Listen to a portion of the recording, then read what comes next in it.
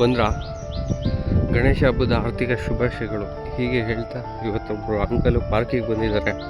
ಪಾರ್ಕಿಗೆ ಬಂದುಬಿಟ್ಟು ಅವ್ರು ಡಿಯೋದು ಲಾಕೆ ಒಂದು ಸ್ವಲ್ಪ ಇದು ಮಾಡ್ಕೊಬಿಟ್ಟಿದ್ದಾರೆ. ನೋಡೋಣ ಫ್ರೆಂಡ್ಸ್, ಅಂಕಲ್ ಇನ್ನೂ ಇದ್ದಾರಾ ಇಲ್ಲೋ ಹೋಗಿದ್ದಾರಾ?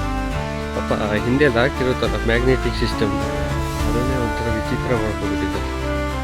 ಅದು ಇದ್ದಾರಾ ಇಲ್ವಾ ಅಂತ ನೋಡ್ತೀನಿ. ವಿಡಿಯೋನ ನೋಡ್ತಾ ಇರಿ ಹೀಗೆ.